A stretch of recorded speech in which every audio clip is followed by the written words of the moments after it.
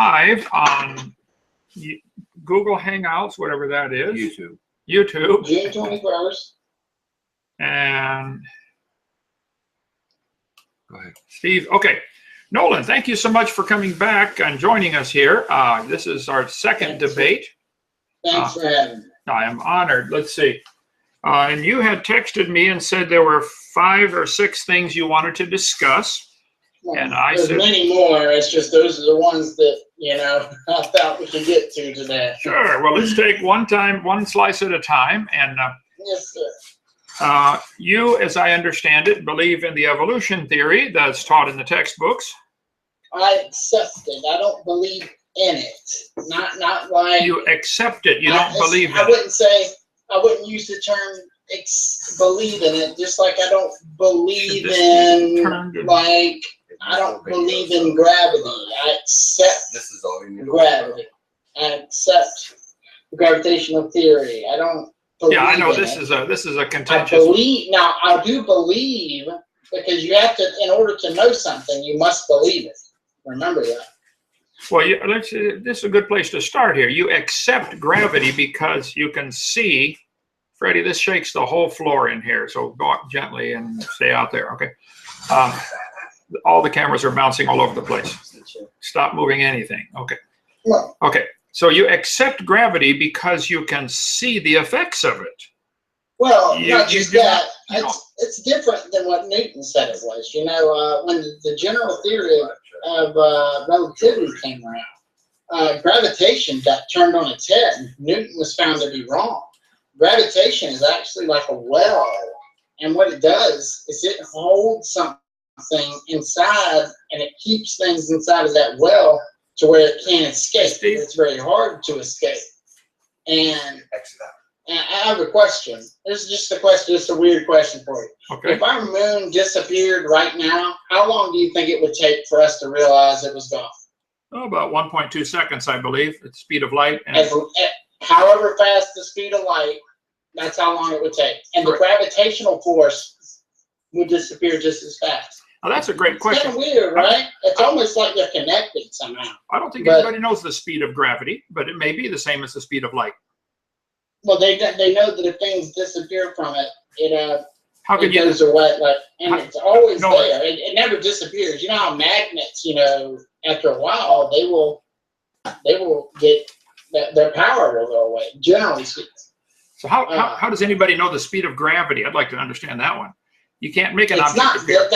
it's not the speed of gravity that they know. They just know that it runs on the same thing as like the speed of radio waves, the speed of microwaves. It all runs on the same thing, which is that anything with no mass And you're sure is of this? going to go at 300 kilometers a second. And you're sure of Which is that? the speed of Okay. light. Well, that's not the purpose of this debate. Now, you said you wanted to discuss microevolution and Mhm. macroevolution. That's a great place to start, and probably that may be all we get to today. I think your understanding of it and my understanding of it is very different.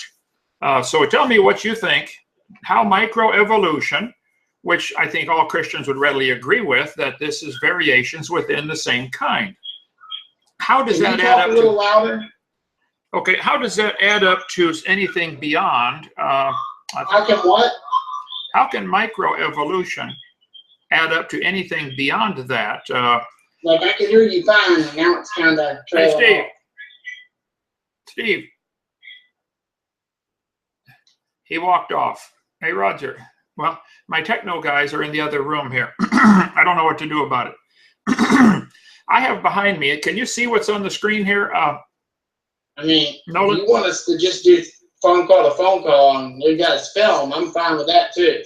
Well, yeah, you might have to. We're filming it. We'll give you a copy of it. Okay, you want me just to call you and let's just do phone call to phone call and then record it? I guess, and send it Roger. to me? Roger, find Steve. He left. Got to have him in here. We got a techno problem already. Stand right here in the room. Okay. Let's just You're going to call me back All right. on this phone? Yeah, right away. Okay. All right. I don't know what went Okay. wrong. Stay right in here, brother. There's always Yes, something. sir. He's going to call back. He All can't right. get it to work. All right, man. I'll call you. Well, what's Later. wrong? I don't know. that's all on him, brother. That's not us. Right, right. But it's not working, bottom line. Okay, he's going to call back. According to evolution theory, complicated things should happen automatically. You can't get it right with a phone call, let alone with the. Okay, he's calling on Skype. Yeah, this is the call's through Skype. I can't hear him. Hello. Hello. Yeah, I can hear you. Can you hear me? All right, I'm gonna call you on Skype now.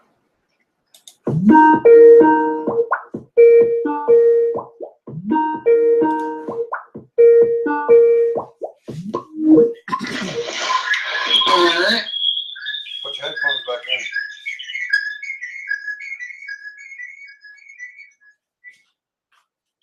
Do you have your headphones in?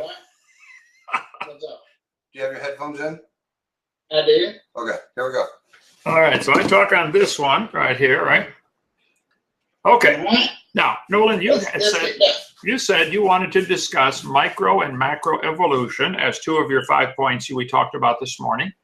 My definition of microevolution is simply variations within the same kind of animal. Okay. Now, I think, that's your definition. What's your? I think the reason you have these definitions for micro and macro evolution is kind of like so you can knock them over and win real easily. Because if I say my definition of a door is a I don't know, my definition of a door only has a spring. It's a spring door. My only definition of a door is it has to have a spring and can be easily, whatever. And then I can say all doors are easily broken into.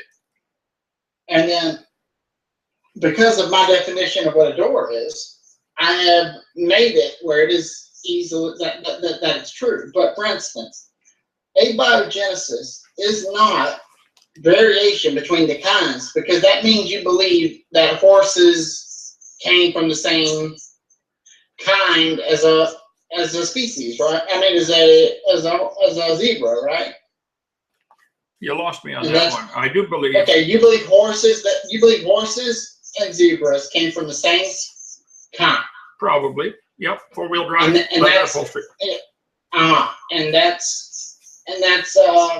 that's from the microevolution, right? Correct. Now, do you believe horses and bananas have a common ancestor? You see. Well, do you? Yes or no? Yes or no? Okay, look at banana trees. The common ancestor that they have would be something way back in the time that was unicellular and has nothing in common with either one. Almost the only thing it has in common with them is that it's eukaryotic, triplastic, has a lot of the same, it uses ATP and it has DNA. Those are some of the things that it has in common. And that's it. But that's not what we're talking about. Right now we're talking about microevolution. Microevolution is the change in allele frequencies between populations over time. That's all it is. Okay. And macroevolution is evolution on a scale at or above the level of species. And speciation is changing of one species to another, which you believe in, which falls under the purview of both of them, which you call species. You say speciation. Yeah, macroevolution is speciation sometimes, and most of the time. It depends how much of the species has changed or how often. Like, for instance, especially ring species, you know what those are. I do. Right? Okay. By the time that's happened, that's macroevolution. They can't even interbreed anymore. Well, let's explain this for the audience here. A lot of people are watching this. Okay, go ahead. Ring species would be an example. Let's say there's a huge mountain that's impossible to climb over, and you have a species of squirrel that lives on one side of the mountain. And as they crossbreed, as they develop more and more offspring, Some move north, and they have to be slightly different to survive in the northern environment. And then they move further north, and over a long period of time, they make a ring around the mountain. And by the time they come back, the new variety of squirrel is no longer capable of breeding with the original variety of squirrel. But all the other varieties are. And all the other, in between they are. For instance, Minnesota rabbits can breed with Alaska rabbits. Yeah. And Minnesota rabbits can breed with Florida rabbits, but Florida rabbits and Alaska rabbits cannot breed. That is an example of That's not a ring, but that's close. That's a good example there Nolan, to explain to people. Nolan, they're all still rabbits. I know. That doesn't prove horses and bananas have a common ancestor. Okay, it's not done by that. The way they decide this is inference. It's because they have a lot of what would you say, predictions that they make for evolution, and none of them have been falsified. Most of them have been proven. And let's say, let me see if I can find some of these predictions they made. They predicted that, let's say, the precursors of the trilobites will be found in pre-Silurian rocks, and they were. And they predicted that Precambrian fossils would be found because they couldn't find them at first. They ended up finding them. That there were two kinds of whales: those with teeth and those that strained microscopic seawater with baleen. It was predicted that a transitional whale must have existed, which had both teeth and baleen. Such a fossil has been found. And you could go on and on this. We predicted that there had to be a fusion of chromosome 2, or else we couldn't be part of the same 8, primate, or the order and family and everything. Okay, hold on. Let's no, one topic at a time. Ahead. Go ahead. You stop me anytime you want to respond. Okay. Go ahead. You said they predicted fossils would be found in Precambrian rocks that were the precursors to the trilobite, etc. Okay. I would like to point out to anybody with one eye and half a brain, no fossils count in this discussion. No fossils count. When you find a fossil in the rock or in the dirt, all you know is it died. You could not prove that animal had any children, let alone had any children that lived, let alone had any children that were different.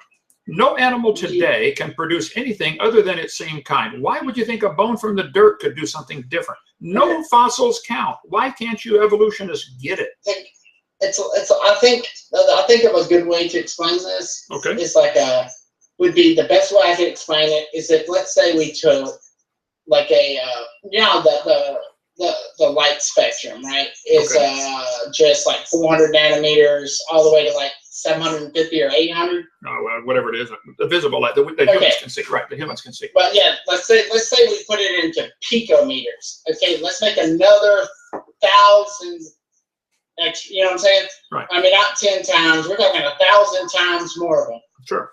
And I sit there and we just do like they display the cards in front of you, spray them out for you, and you look at it and it's like violet, violet, violet, violet. After a while, you're like, whoa, this isn't violet anymore. This is more indigo, or this is more blue. Sure. But you won't. But here's the thing, and think of it like this: as species. The violet, whichever one that you saw last, they would have been able to interbreed with the species before and the species after it. But after a while, it won't be able to breed anymore. I agree. And that's what happens in time. It's like you have to accept a long time first. That's what I think your thing is you think this couldn't happen because of that long time. No. Long time. One topic at a time. That is part of it. That is part of it. The long time is not available. Number two, it is not observed. It's not part of science to see any animal produce another. It's all inferred, as you said. It's something you believe in. Don't say you accept it. You believe it. This is your religion, which is fine. No, it's not my religion. It is indeed. Tell me what my tenets are. Tell me what church I go to worship this. Why don't I get a tax fund from a free tax, benefit, 501c3s? Oh, if that's your definition of religion. I have behind me, can you see the screen through Skype, what I've got behind me? This is straight from Wikipedia. I can't, it's not showing it on me. It's just showing me. We'll go to Wikipedia and type in phylogenetic tree. This I got this morning. I got about a half hour ago. I have a phylogenetic tree from Wikipedia. It says a phylogenetic tree or evolutionary tree is a branching diagram or tree showing the inferred evolutionary relationships among various biological species or other entities. Their phylogeny based upon similarities and differences in their physical or genetic characteristics. The taxa joined together in the tree are implied to have descended from a common ancestor. Phylogenetic trees are central to the field of phylogenetics. Wikipedia, about an hour ago. I will agree with that. Okay, I know. And you know why? And I'm here to help you. Okay, go ahead. Okay, bacteria, archaea, and eukaryotes are on this tree as having a common ancestor down here at the bottom. Now, they're telling us right here on this phylogenetic tree that animals and plants and fungi have a common ancestor. Okay. You're welcome to believe that. This one from the same bacteria. This one says animals, slime molds, plants, and algae have a common ancestor, which ultimately goes back to a common ancestor with everything. Protobacteria, everything goes back to a common. This is a typical phylogenetic tree. Now, give me just 2 minutes here to explain these slides that I got from this morning off of Wikipedia. This one says there are 1,200 different species of bats. Oh, yeah. Approximately 20% of all the mammals in the world are bats. The biggest variation happens to be in reference to their size. The smallest is about an ounce in weight and 2 inches long. The largest is 3 pounds and 5 feet long. This one shows I just typed in how many kinds of elephants are there in the world. There are 2 kinds that are still living, African and Asian. There are several that have gone extinct, the woolly mammoth and the mastodon and a couple others. And they draw these lines on the paper to show a common ancestor. Okay, here's one that shows the platypus, the cat, the elephant having a common ancestor. It shows the elephant and the cat connected by lines going back to some kind of common ancestor called a cladogram. Okay, textbooks are full of this. Because that's clades, yes. This is because clades are classified by common ancestor. Hey, Steve. Something's happening to my phone here. Emergency alert's going off on everyone's phone. Emergency alert. Okay. 6 p.m. CDT. Avoid flood area. It's not big emergency. Well, we're getting a storm here. It's probably a flood coming. Okay. Now I Googled cats. Okay, just about an hour ago, and there's a picture behind me. Am I on? Yep. Doesn't look like it. No. Okay. It's green up top. Okay. It shows a variety of cats. The wonderful world of cats, which is that's another question whether they're wonderful or not. But aside from that, okay. This one says the International Progressive Cat Breeders Alliance recognizes 73 breeds of cats. The International Cat Association has 58. The cat fanciers think there's only 44, and some French group think there's 43. Whatever the number, it doesn't matter to me. There's 40, 50, 60, or 70 different varieties of cats that have been recognized. Okay. They probably had a common ancestor. It was a cat. This one shows there are 40 varieties of pine trees from around the world. The foxtail pine, the ponderosa pine, the bristlecone pine, etc. Okay. I Googled this. I just typed in phylogenetic trees on Google. I'm glad that you're looking this up. Well, I know, but let me explain something to you. Right behind me is a circular chart. I just typed in phylogenetic tree, and it shows, let me read it to you, focus on evolutionary relationships among organisms. A species is defined as a cluster of organisms that is distinct from other clusters and shows a pattern of relationship. And it shows the lampreys, the fish, the lungfish, the frogs, the placental mammals, the marsupial mammals, the snakes, the turtles, all the different creatures as having a common ancestor. We're having a flood here in this area, is why. Find that and get rid of Hope it. you Whatever. guys are okay. Now, this is the part you do not get. These Okay, little, tell me. everything inside this circle is a religion. They have all these lines, Why? join them together. It's something you have to believe in. Nobody It's ever, based on natural. It's Nope. natural. It's not supernatural. nobody ever sees a cat produce a non-cat. Why Never. would it? It Why would can't. it cat? That's the Exactly. point. Exactly. If it the produced point. a non-cat, that would disprove evolution. You would beat evolution if you could produce a non-cat. These trees are showing that the cat and the elephant have a common ancestor. So whether it produced one or not, it came from At something. what point, though? What were they when they were a common ancestor?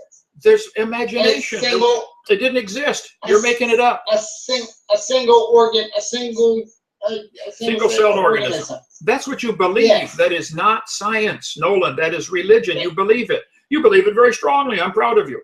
But it's not science. Science is things we Why is observe. There are single-celled organisms in the world today by the quadrillions.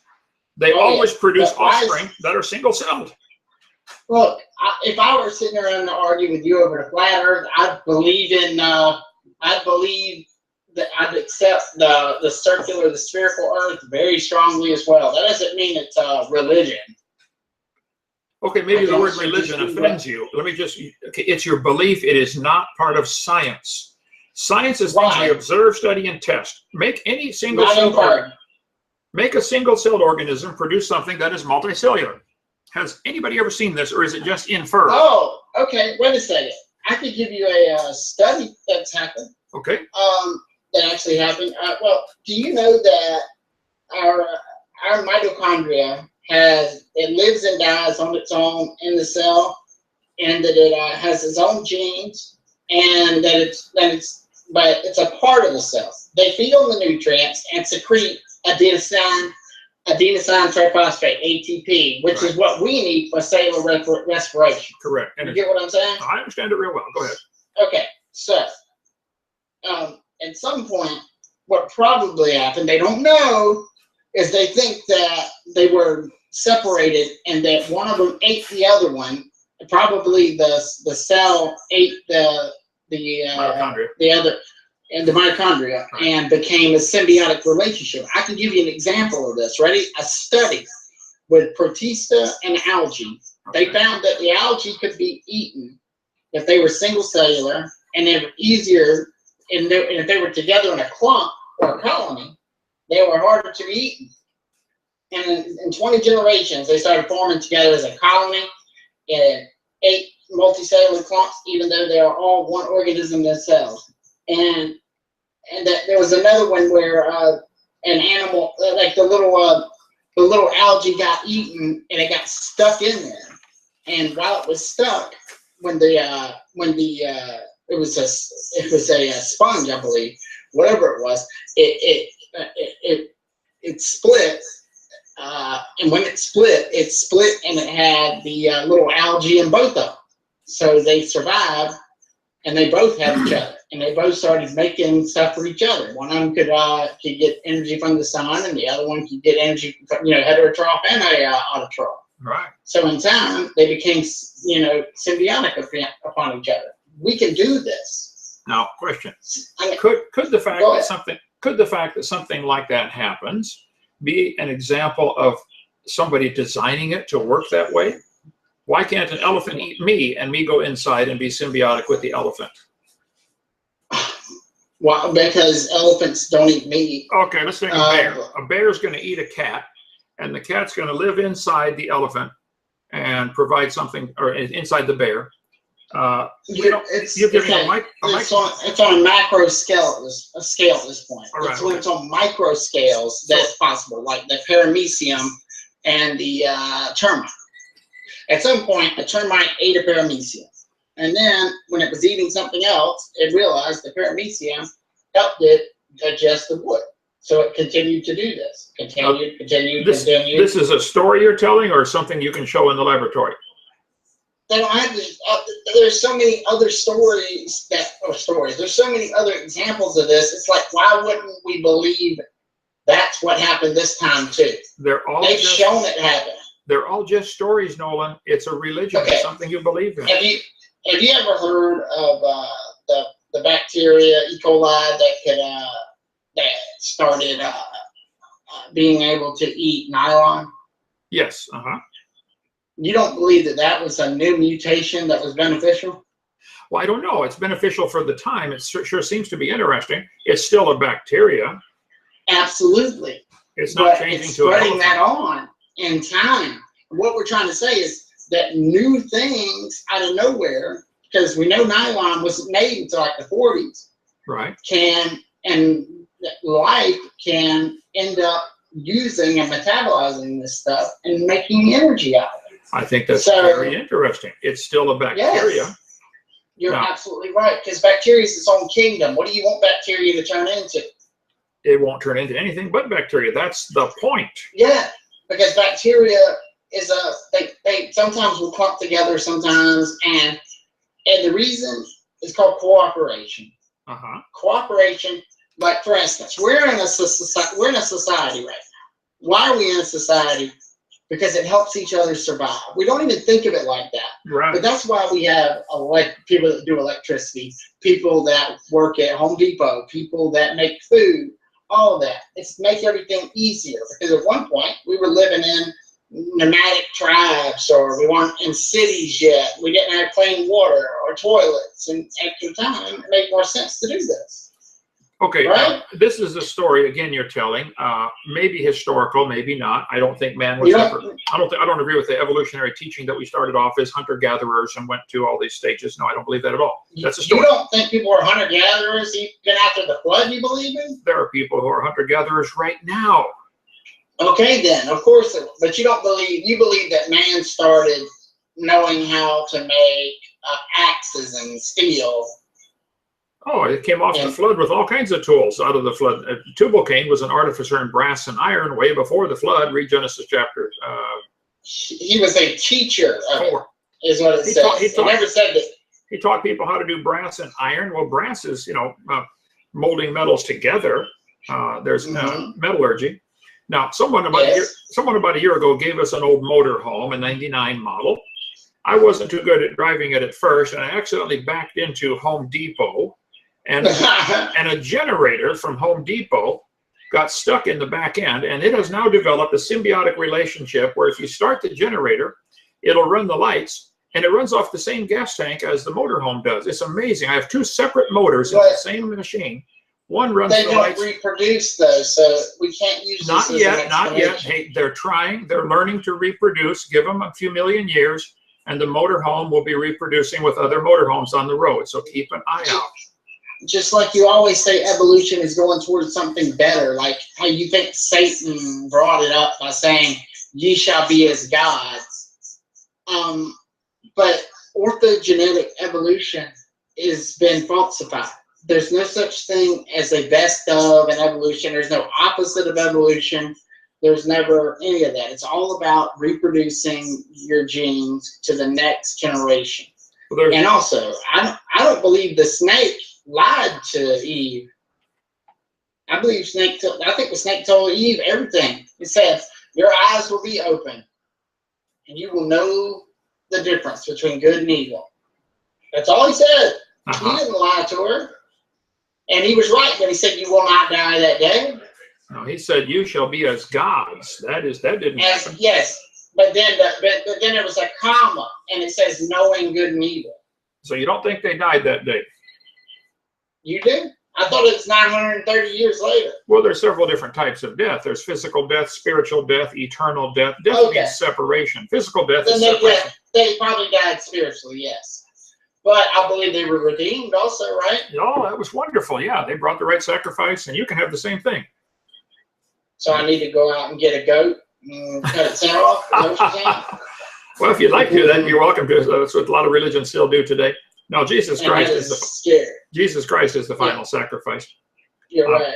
How about this? Let's get into let's say, like how you say evolution as a religion. I'm going to talk about that just for a second. They've had many and many court of law, 1994, Pelosa versus Capistrano School District. It upheld finding the teacher's First Amendment right to free exercise of religion is not violated by the school's district requirement that evolution be taught, rejecting plaintiff's definition of a religion of evolutionism. The court found that the district had simply appropriately required a science teacher to teach a scientific theory in biology class. Do you agree with that? You have to go through that little. It says right there that it's not a religion. The courts have already decided. Yeah, I'm real impressed with what courts decide these days after what I've been through. I'm sure. Oh, hang on, shut that down. Okay. Get my slides.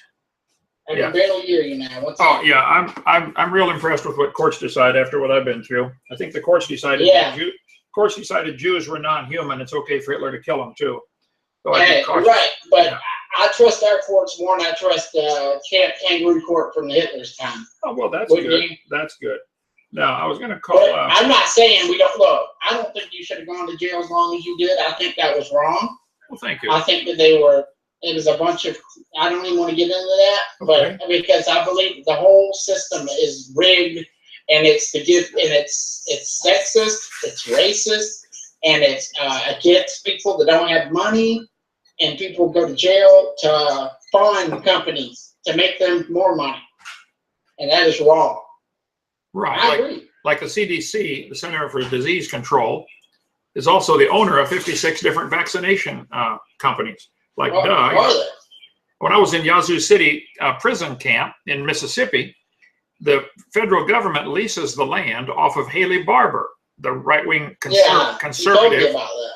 Yeah. 99-year lease, right? And his son, Haley Barbour Jr., is the chief federal judge. I simply that sounds like a conflict of interest. Yeah. Okay. But I bet you they don't see it that way, do they? No, they don't. No, they don't. No, I'll help them. No. But I don't think that. Do you think? I mean, I heard you say stuff about vaccines, but would you agree that the smallpox vaccine was good then? No, absolutely not. Study this. Really? What happened to 500 million? What happened to 500 million people? Edward Jenner vaccinated his own son. What happened to that boy? He died of tuberculosis, I believe. Died in his early 20s. You need to talk to my wife about the dangers of vaccines. Just go to. But not all of them are bad, though. I don't know of a single good one. Go to childhoodshots.com. I think. Okay, and let's get back to our subject. How about that? Macro evolution. So you're saying. You're done with that. You're done with that? Yeah, I want to talk about. Say what you're going to say, and then we'll go to the next. Well, I think that all we've ever observed in all of human history is variations within the same kind. Whatever that is. Well, there are 1,200 species of bats. How do they know to put them all in the bat category? Why didn't an elephant get into this category accidentally? They know that because they classify things by common ancestry. Well, then that's how they do it. Then an elephant should be in that. And do elephants and bats have a common ancestor? Go back. They do, but they're not on that part of the lineage.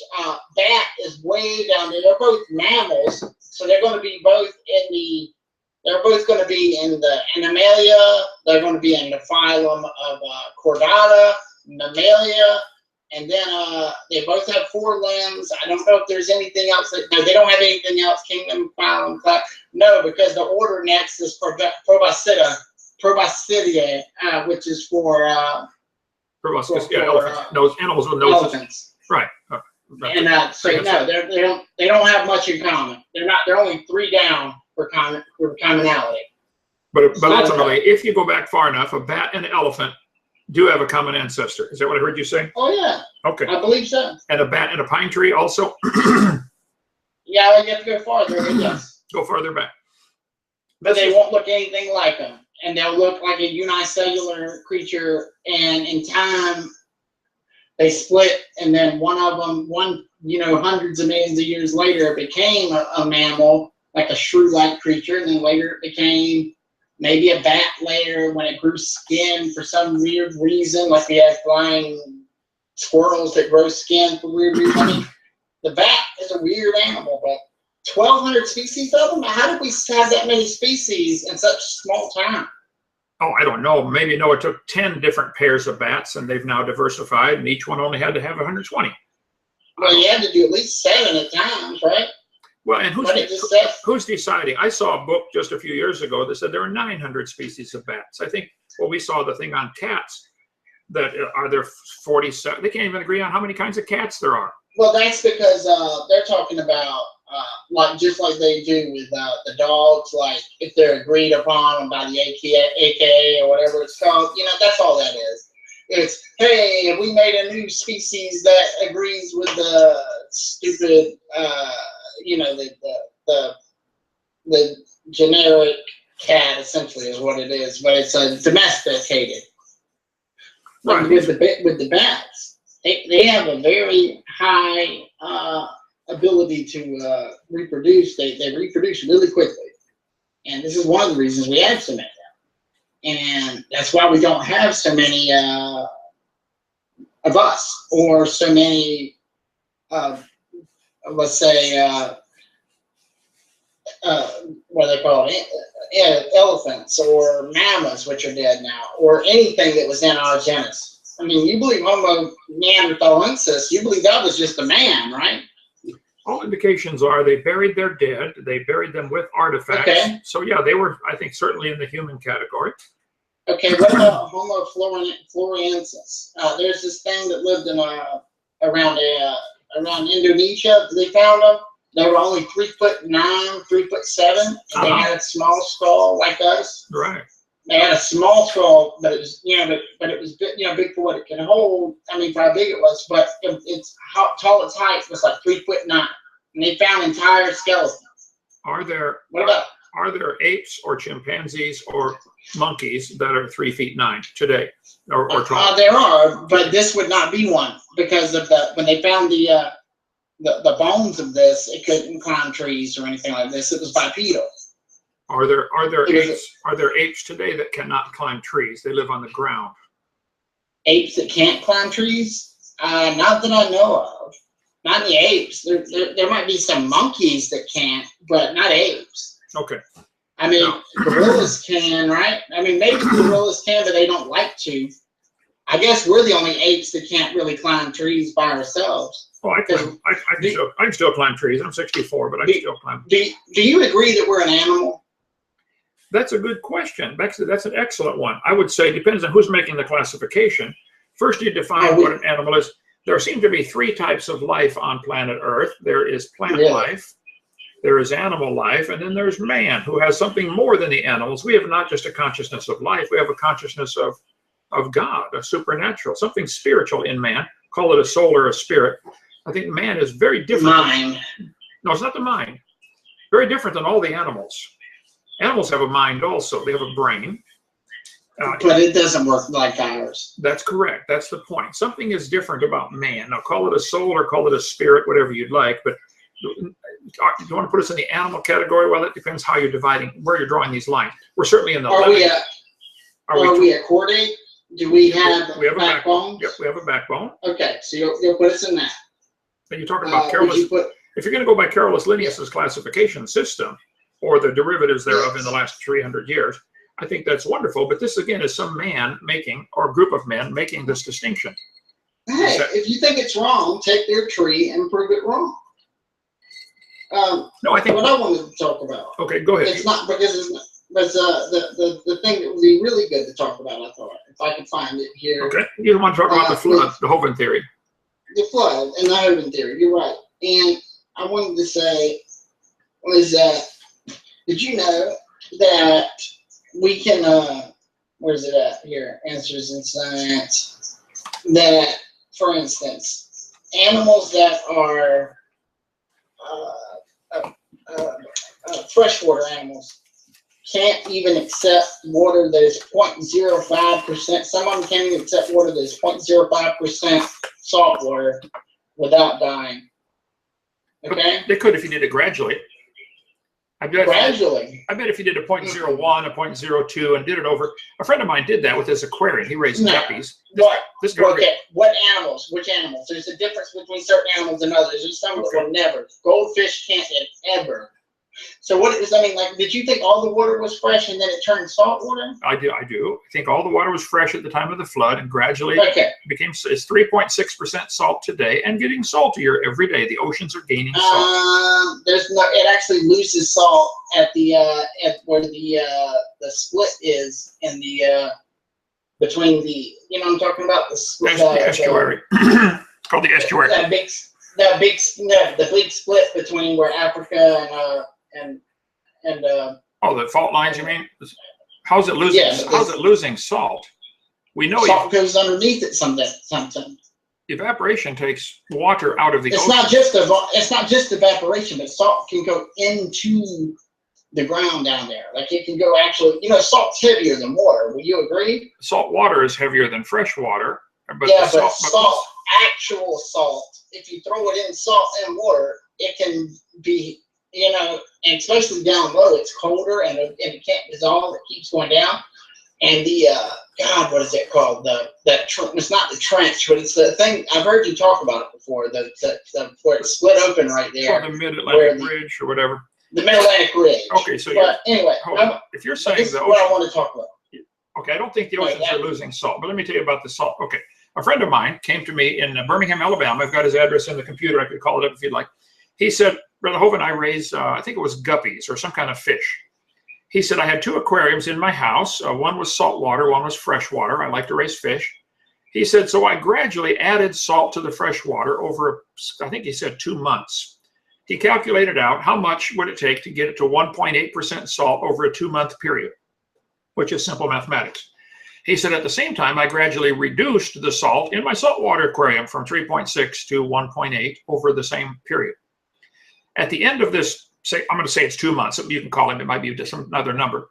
They were all living in 1.8% salt. And he said, so I mixed them all together. And the freshwater guppies or whatever it was, they all lived together in the same aquarium. They adapted to the salt change, but they're still a fish. They're still a guppy. That's not evolution. Here's the thing. That is, okay, actually, the difference between a saltwater fish and except like a saltwater crocodile and a freshwater crocodile sure. is totally different. They have totally different organs, totally different things inside of them to make them. Anyways, how about this? An animal's bones contain oxygen atoms from the water it drank while it was growing. Okay? Got that? You're going to go to oxygen 18 isotope. And freshwater and saltwater can be told apart by their slightly different mixture of oxygen isotopes. This is because freshwater comes from water that evaporated out of the ocean. Lighter atoms evaporate more easily than heavier ones do. So freshwater has fewer of the heavy atoms. Therefore, it should be possible to analyze an aquatic creature's bones and tell whether it grew up in fresh water or in the ocean. This has been done and it works. We can distinguish the bones of a river dolphin and from the bones of a killer whale. Now for the prediction. We have various fossils from early whales. Since whales were mammals, the evolution predicts that they've evolved from land animals. And the very earliest of those whales would have lived in freshwater while they were evolving their aquatic skills. Therefore, the oxygen isotope ratios in their fossils should be like the isotope ratios in modern river dolphins. It has been measured, and the prediction was correct. The oldest species, the 2 oldest species on the fossil record, Pachycetus and Ambulocetus, lived in fresh water. Rhodocetus and Basilosaurus and others all lived in salt water. So that's a good prediction. And they can also find out that all trilobites lived in salt water because they can do this with them too. They didn't live in fresh water. So how could there have been fresh water before the flood? I think there have always been saltwater springs around the world. There are some right now today.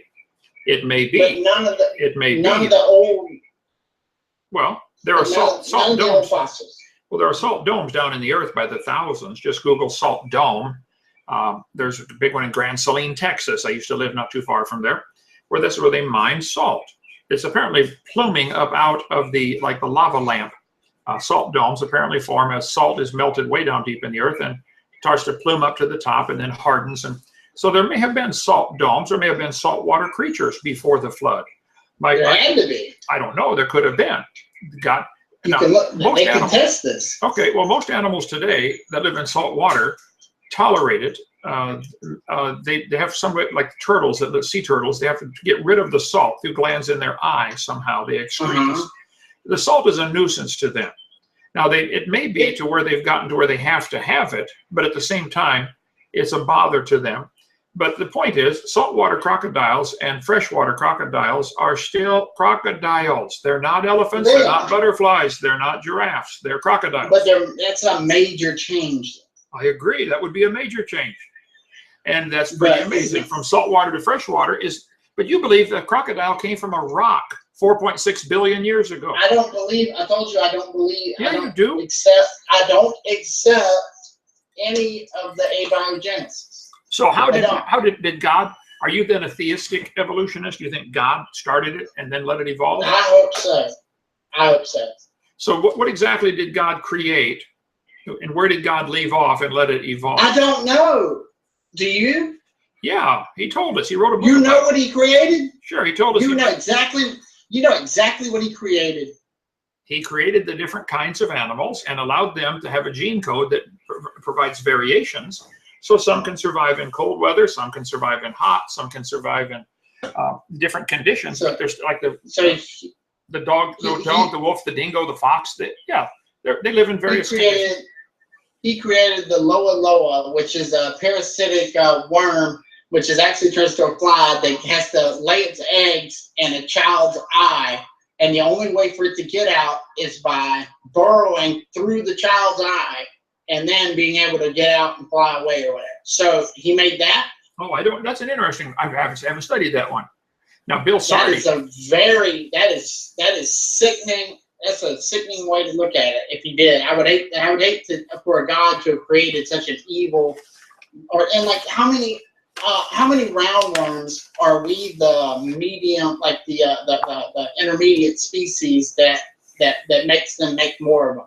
Where we use the bathroom and make millions more roundworms or millions more, what do they call nematodes. Okay. I mean, which are the most popular, I think the most species of any animal on Earth is a nematode. Sounds reasonable. Will never be. Okay. And there's like over 500,000 of them. And they keep doing this. And they are parasites for the most part. I mean, a lot of things on Earth, it seems like they're not here for our enjoyment or to help us. A lot of it is I mean, if we didn't have our immune system, you'd be dead in a week. You know? There's things all around you. But see, waiting to kill you. As the early humans developed the immune system, all of them died. Nobody survived for millions of years because they didn't have this immune system. So they all died until somebody finds it. Until somebody finds it. Like, do you ever think that the animals or the things that made it where an immune system will be needed, what do you think came first? Them first, right?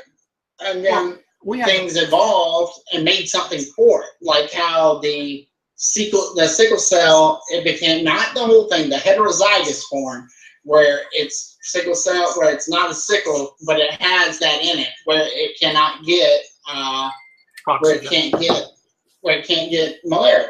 Okay. What about that? That's a beneficial mutation.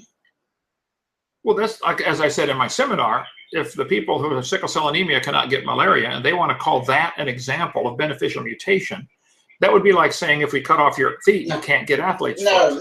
Not both. Not if they have both of them. If they have both of them, that's wrong. If they have heterozygous form, where they still have the regular, where the oxygen can absorb properly, where it doesn't sickle like it does, but it still won't allow malaria, that is what I'm saying. Not two of the you know what I mean? Not the two recessives. It's one dominant and one recessive. Right. Like there's certain people today that are immune to HIV. They can't get it. Right. And it comes from the Black Plague. These same people were probably came down from their ancestors were immune to the Black Plague as well. I mean, our bodies actually learn to fight off things in time. Or else we would cease to exist. That I agree with. That's amazing that God made us that way. I think there are people today that are immune to common sense. I deal with them all the time. You think this is a common sense thing? Yeah, dogs produce dogs, elephants produce elephants. There's no evidence for any farmer anywhere of anything else ever happening. Fossils don't count at all, but you think dogs and elephants are related. That's not common sense. I mean, of course they're related. They're mammals. They're both mammals that pump blood, warm-blooded, hair, 4 limbs. They all have the same body, like a bone structure. That doesn't seem related to you? That seems like a common designer designed them all. Why? Why? That's common sense. Well, that's common sense that it's a designer when we've never seen this designer doing it. You've never seen a dog produce a non-dog or come from a non-dog, but you believe it. No, but I've seen them do it. I've seen them do it without a designer. The genetic code, it's one single cell from a dog.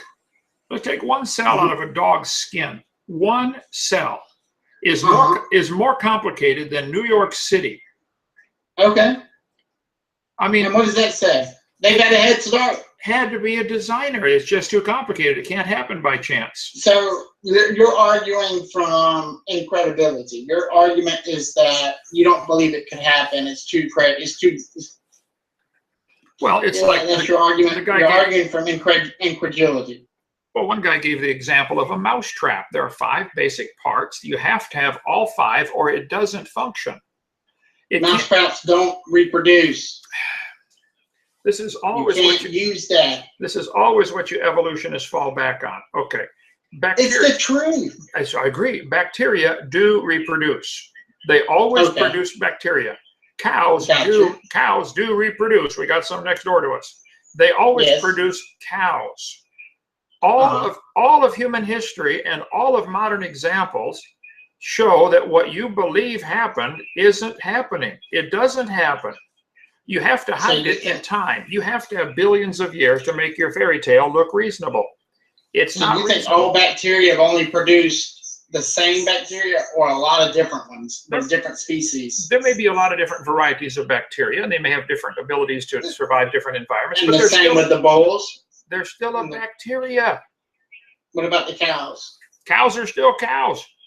But there's different species of them and different. Now that you are correct. Now whether they know it took 2 cows on the ark or 6 cows on the ark or 20 cows, I don't know how many. You'd have to take at least 7 because they were clean. Okay, but as far as reproducing, how many varieties? I noted there are 1,200 species of pine that are recognized. Yeah. Okay, they might have had a common ancestor, and it was a tree.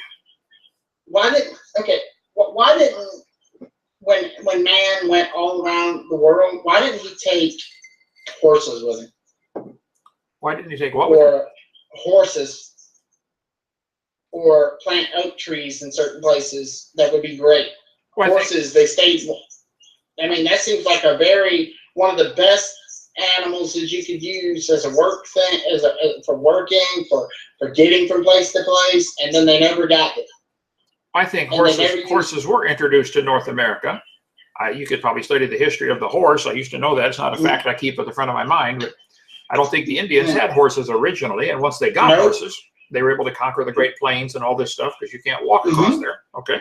Because they should have brought them from the start, is what I'm saying. After the flood, if the horse was there, everybody would have been using them to get everywhere. But instead, they did. When the early Indians crossed over the Bering Strait, which at that time was all exposed. I mean, if you lower the ocean. We brought the horse to them. But no, they used to have horses, but both of them died, and so they had to make it without them.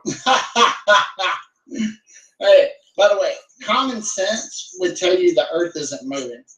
Common sense would tell you the sun is moving. Common sense would tell you the earth is flat.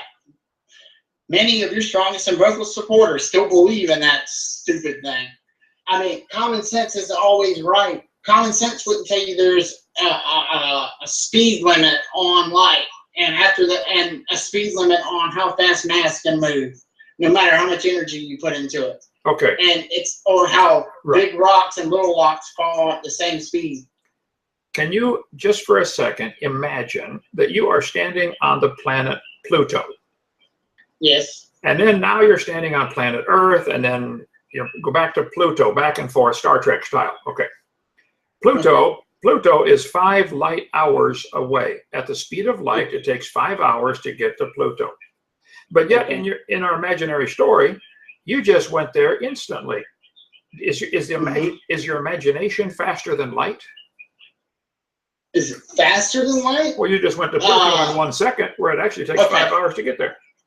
Okay, practically, light is better because it can actually go there in reality. My mind is my mind.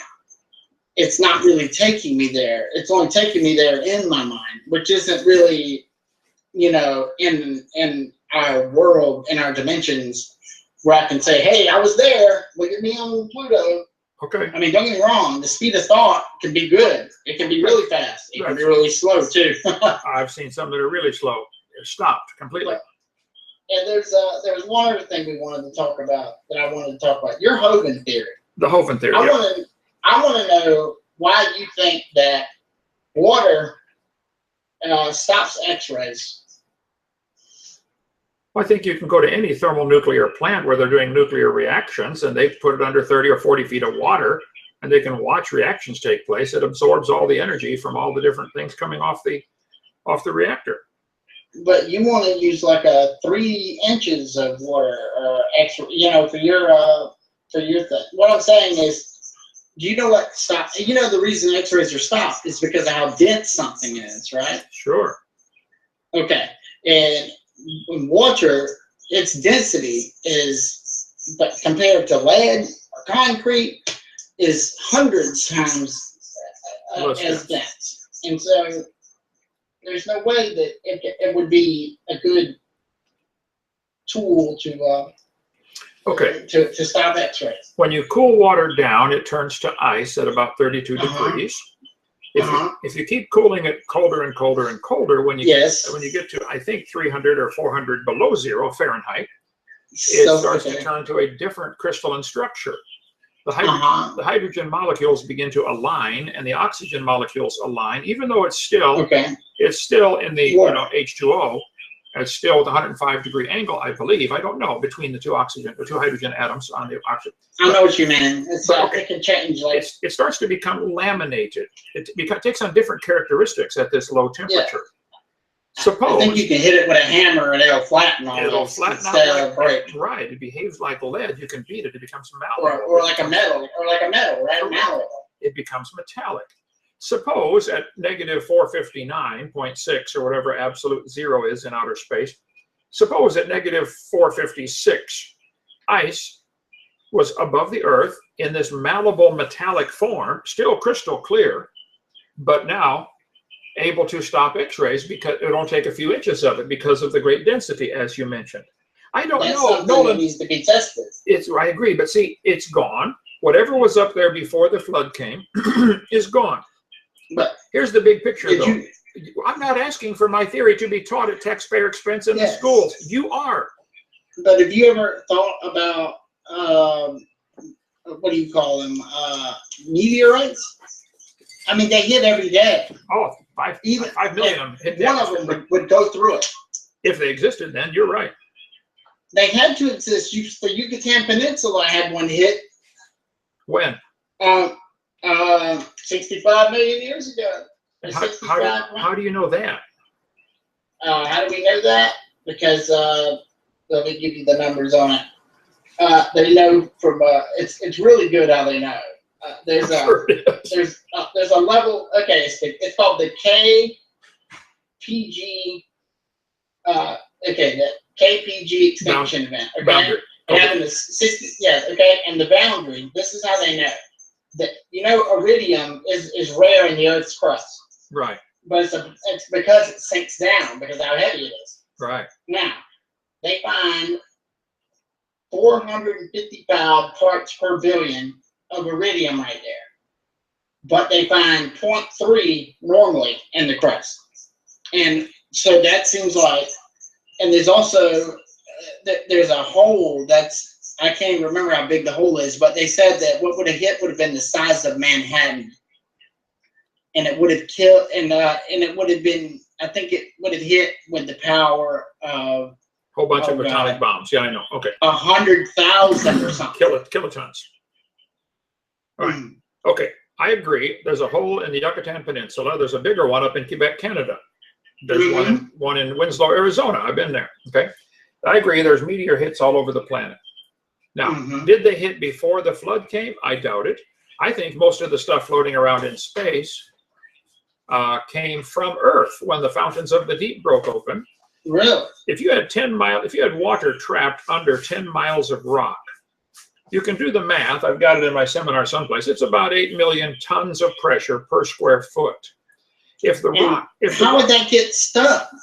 There's still water down in the crust of the Earth at the bottom of the. Oh, but it releases at all times. Sometimes. What if it gets trapped? Like Old Faithful and all that. Ask anybody who's drilled a hole in the ground to try to get oil.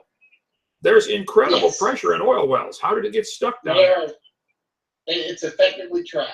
I agree. And, water can also be effectively trapped in the crust. It's a lot harder. It's not near as thick. There are 10 million thermal vents at the bottom of the Atlantic Ocean squirting up hot water into the bottom of the ocean. Discovered 1977. I think Jacques Cousteau and those guys with the deep sea, the Trist or whatever that submarine was. So if there are 10 million, let's assume that number's right, hot water vents shooting up into the bottom of the ocean, where's the water coming from? Where's the water coming from? It's coming from down lower than the bottom. The ocean, below the ocean. Yeah. So here we have a modern day example where water can be trapped in the crust of the Earth, and it's able to escape along these cracks. And it would be so hot. It is hot. Oh man, it's hot, and it's coming. And critters learn to live. How much water do you think of that was responsible for the flood? I think most of the flood water came from inside the Earth. Then everything would have died that was in the ocean. A whole lot of stuff in the ocean did die, and they're buried in huge fossil graveyards. Not all of it. It depends on how far they are from the source of the hot water.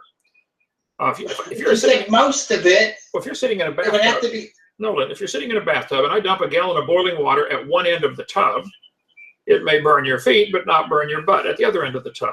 That's an example how temperature is diffused. If you dump let's say I have a bathtub and it's 33% full, and then you add 50% of boiling water to it. Yes, that's going to destroy me. Or that's what I'm saying. If most of it came from the center, that water would have been kept at higher than steam, the temperatures. It wouldn't even have been water. It would have been steam. And some of it may have gone into steam, and it rained for 40 days, but the water kept coming up for 150 days, according to the Genesis story. So it's not all coming from rain. But back to the meteors. This water, under incredible pressure, finally getting an escape, a crack along the fault lines when the Earth broke up like an eggshell, it would launch rocks into orbit. We would go around the sun, as we do travel around the sun, and run into them like bugs on your windshield. And we're still running into the debris, I think, that shot up at the time of the flood. Walt Brown's. Why is the iridium on them? Oh, that's interesting. I don't know. That's a good point of research. Why iridium on some of them and not all of them? Good point. Yes, and they did argon dating, and they posited mass extinction occurred within 32,000 years of the date. But by the way, it was over 1 billion times the energy of the atomic bombings of Hiroshima and Nagasaki. You know, when they dropped the bomb on Hiroshima and Nagasaki, which I've read extensively on that topic. Oh, I know you have. Nobody heard it in Chicago. It did destroy the whole city there, but nobody heard it in Chicago. Nobody in Chicago even knew it happened. Didn't even ripple the wind. So it's an awfully big Earth, okay? Disasters can happen. But 1 billion? I don't know, but disasters can happen in one spot, and people 500 miles away or 5,000 miles away don't even know. It's a big planet. Noah was in the ark during this flood. He's safe aboard, and the fountains of the deep break open, and the earth is in chaos, and everything outside is dying, almost everything. Some fish obviously survived, and were able to reproduce. Some whole species may have gone extinct because of that flood event. We may today have less, yeah, we might have some species that are only recognizable in the fossils. You find a fossil of an unusual creature and say, wow, that's interesting. We don't have any of those today. At least none have been discovered. So I'm in favor of that. That's good research. But I think none of it that I'm aware of, we only got 5 minutes left here, and we're going to do another one of these, but none of that I'm aware of contradicts anything in the Bible story. I think we can explain the stuff junk flying around through space and the craters on the moon as coming from debris that shot off the Earth. And over the next 500 years, the moon and Earth went around in their orbit and ran into it like bugs on a windshield. Why does the moon have craters so unevenly distributed? One side has a bunch of big ones, the other side has a bunch of little ones. I believe it's because of the way it spins. It's in tidal rock with us, so that's why it gets hit from where. I think that has something to do with it, the way it spins. Okay, no, I'm not sure, but yeah, I'm not either. I think a blast from the Earth is one possible explanation. The stuff going out and coming back, hitting it, would tend to be the smaller stuff. But just an idea. We'll have to see on that. Now, Nolan, you have been very kind and peaceful here. I would like to give you a few minutes to explain. We only got a few minutes left here. What is it you're trying to accomplish? Why do you keep challenging me to a debate? And if you died today and stood before God, you're going to have to say, I didn't believe your Bible. Obviously, you don't believe the Bible story. I believe some parts. Some parts, okay. What are you going to say to God when you die? And how would you close out this? We'll do another one next week. I got to go to, where am I going this week? Michigan? Ohio? Yeah, because I still haven't gotten to talk to you about the different ways we date things. True. Okay, yeah. You gave me 5 things, and we've only discussed 3. So let's do the other 2 on the next one. Okay. Okay. So you want me to answer what do I want to accomplish from this? Why do you do this? Why do you keep challenging? I'm not taking anybody's tax money to do this. I'm just doing my own. No, you're not. Okay. Thank you. I'm not. Go ahead. And I'm not either. You know that. I'm not making any good. money off of this. The evolutionists are, though, in the public schools. Well, maybe they are. It's not a lot, but what I do this is I hope that I can spread some more a different point of view to some of the crowd that you have, and I believe that you say you like educations, not indoctrinations, and I believe that some of your crowd may be indoctrinated, and I don't mean that in a bad way, because a lot of people are indoctrinated on the side that I fall on. And I just want people to hear a different side and hear certain things that, hey, maybe that's the way it could have happened, or that. And here's the thing. I also want people to know you can go to heaven and believe that the world was billions of years old. You can go to heaven believing God designed evolution. I think 40-something% of the Christians worldwide believe that. Mm-hmm. So it's not that it's the end of the world if you don't believe that stuff. And beside that, what happens if I die and it happens that God, this whole thing is true? I have a lot of questions for him, because for one, I want to ask him why, when I was 10, he gave me enough information to believe that I could believe this the rest of my life, and why, when I went into college, I wasn't given the right tools in my mind. He knew that I wasn't going to be able to reconcile things in the Bible with certain things, where he would knows that I would find problems with certain things, and then I would have a hard time accepting it. And since I want to know why he even had me born knowing that I would have these problems and that I might be sent to hell just because I wasn't given the same ability to accept it as others, or maybe I wasn't shown something.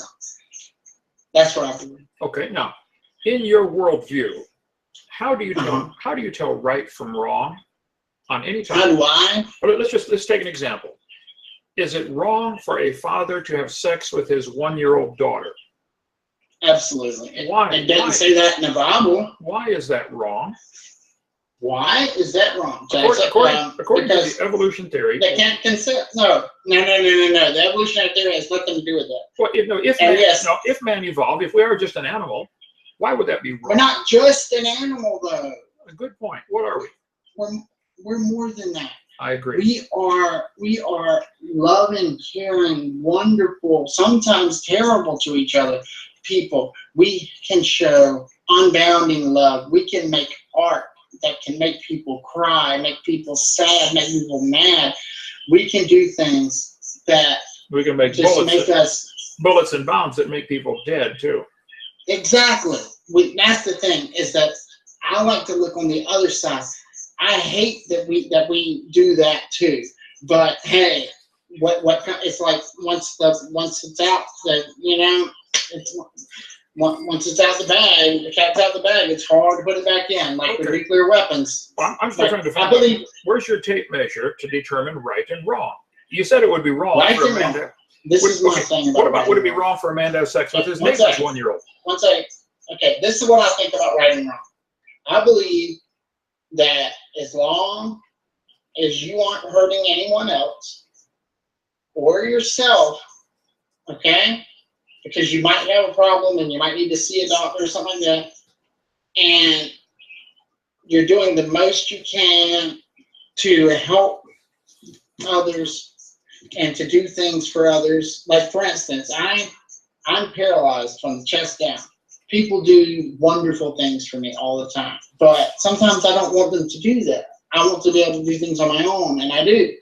But I go to church every Sunday, and because I love being around people that have such a great moral compass. And sometimes I like to think of myself as a Christian agnostic, somebody who likes the Christian principles. But still an agnostic. I still don't know, and I believe that whatever does the most good and the least bad, that is what we should do. Well, how are you defining good? How do you find good and bad? The lion eats the zebra. Harm. Is it good for the lion to eat the zebra for lunch? Yes. That's good. The reason is because flocks. It's 14. We can't have the zebra overrun its things. Just like deer, how people hunt deer. If they didn't do that, they would be hitting our cars left and right. And that's the thing about any prey. Okay. Is that prey has to be eaten. Right. As bad as it is. Has to be kept in balance. Okay, let's do the same analogy. There are too many people in Tokyo. They're too crowded. So would it be okay for somebody to go over there and kill half of them, like thinning the population of deer? Absolutely not. Well, why not?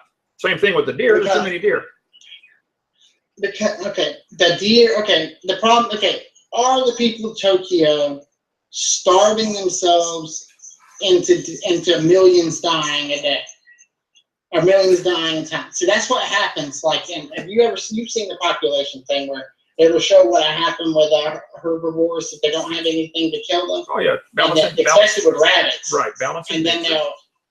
And then there's a big spike, and then they'll go to a carrying capacity. So in time, we're going to reach that too. So like, we're going to reach that too.